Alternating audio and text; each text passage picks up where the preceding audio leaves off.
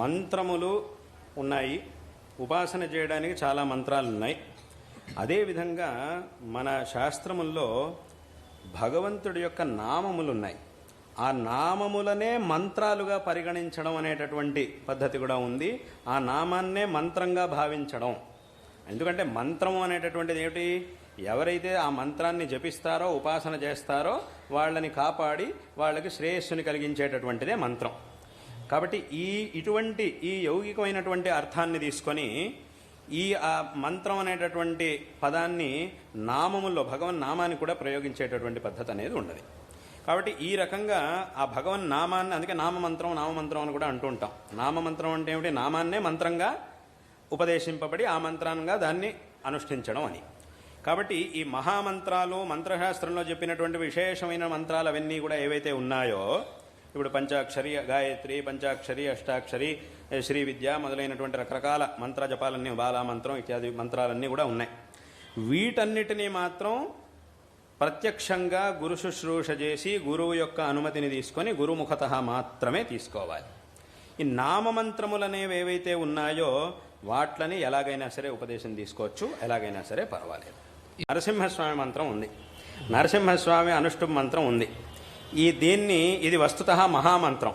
కానీ అది ఎలా ఉంటుంది? అది అనుష్ఠుప్ మంత్రం కాబట్టి చూడడానికి ఒక అనుష్ఠుప్ శ్లోకంలో ఏదో ఆపదామపహర్తారం దాతారం సర్వసంపదాం లోకాభిరామం శ్రీరామం భూయో భూయో నమామ్యహం లాగా ఈ నరసింహ మంత్రం అనేది కూడా ఉంది.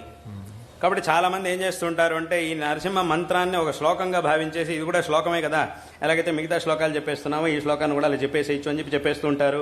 ఆ శ్లోకాన్ని అందరూ ఇది శ్లోకంగా భావించి చాలామంది చెప్పేస్తూ ఉంటారు. ఎక్కడ పడితే అక్కడ రాసేస్తూ ఉంటారు సంచుల మీద. నేను ఎక్కడ ఒకసారి చూస్తే ఏదో ఒక ఆయన సంచి మీద ఆ మంత్రం రాసింది. నేనేమిటో ఈ సంచి ఎక్కడ దొరికిందా నీకు?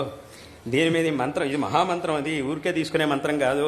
ఇలాంటి మంత్రాలతో ఆటలాడకూడదు. ఇదేమిటి సంచి మీద ఉందేమిటి?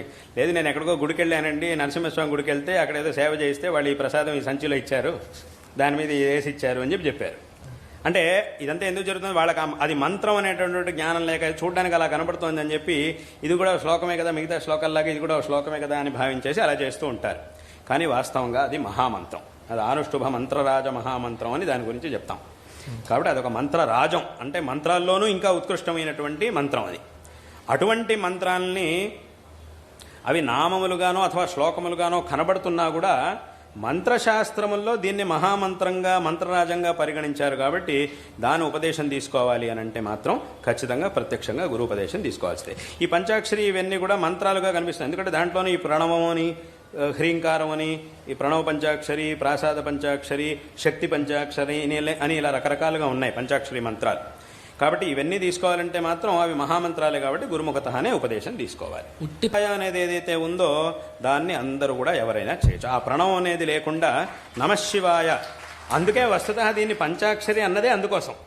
పంచాక్షరి అంటే ఏమిటి? 5 అక్షరాల యొక్క సమూహం. 5 అక్షరాలు కలిగినటువంటి మంత్రాన్ని పంచాక్షరి మంత్రం అని అంటారు. అక్కడికి ఇదేమైంది? ఈ పంచాక్షరములు ఎప్పుడుంటాయి? నమశివాయ అన్నప్పుడే అందులో 5 అక్షరాలు ఉంటాయి. దాన్ని ఎవరైనా కూడా ఎక్కడి నుంచైనా ఉపదేశం తీసుకోవచ్చు, ఎవరైనా కూడా చేయొచ్చు. దానికి ఏ విధమైనటువంటి నేరుగా అట్లానే తీసుకోవాలనేటటువంటిది ఏమీ లేదు. నేరుగా తీసుకుంటే మంచిదే, నేరుగా తీసుకుంటే చాలా మంచిది. కానీ అలాగే తీసుకోవాలి అని ఆ నియమం అనేది లేదు. దాన్ని ఎవరైనా కూడా ఎలాగైనా కూడా చేయొచ్చు. ఎప్పుడైతే దానికి ప్రణవాన్ని కలుపుతామో అప్పుడు అది ప్రణవ పంచాక్షరి అని అనిపించుకుంటుంది. ఎప్పుడైతే ఇంకొక బీజాన్ని కలుపు దానికి శక్తి పంచాక్షరి, ఎప్పుడైతే ప్రాసాద బీజాన్ని కలుపుతారో దాని ప్రాసాద పంచాక్షరి అని ఇలా రకరకాలుగా దానికి వస్తుంది. అవన్నీ కలిసినప్పుడు మాత్రం అది మహామంత్రం అనేటటువంటి ఆ మహామంత్రంగా వ్యపదేశింపబడుతుంది. వీటన్నిటిని కూడా ఇవన్నీ తెలుసుకోవాలంటే ఏది ఎలాగా అనే దాన్ని తెలుసుకోవాలంటే ఇది మన బుద్ధితో తెలుసుకునే విషయాలు కావు. వీటన్నిటి కూడా మనకి మంత్రశాస్త్రం అనేది మూలం. వీటన్నింటినీ కూడా ఆ మంత్రశాస్త్రములు మనకి విశేషంగా చెబుతూ ఉన్నాయి. కాబట్టి ఆ మంత్రశాస్త్రముల ద్వారా ఏది మహామంత్రం, ఏది మంత్రరాజం, ఏది నామమంత్రం, దేన్ని ఎలా తీసుకోవాలి ఇత్యాది విషయాలన్నింటినీ కూడా ఆ రకంగా తెలుసుకొని వాటిని చేయాలి. కాబట్టి ఇప్పుడు నమశివాయ అథవా ఈ నమశంకరాయ అనేటటువంటి మంత్రాన్ని నేను చాలామందికి అన్ని చోట్ల ఇస్తూ ఉంటాను. నమశంకరాయ దాన్ని ఎవరైనా చక్కగా హాయిగా జపం చేయొచ్చు. దానికి విశేషమైనటువంటి ఫలితాన్ని కూడా చెప్పారు. తప్పకుండా హాయిగా దాన్ని జపం చేసినప్పుడు ఆ భగవద్ అనుగ్రహం తప్పకుండా మనకు కలుగుతుంది అనేటటువంటి విషయంలో ఏమాత్రం సందేహం లేదు.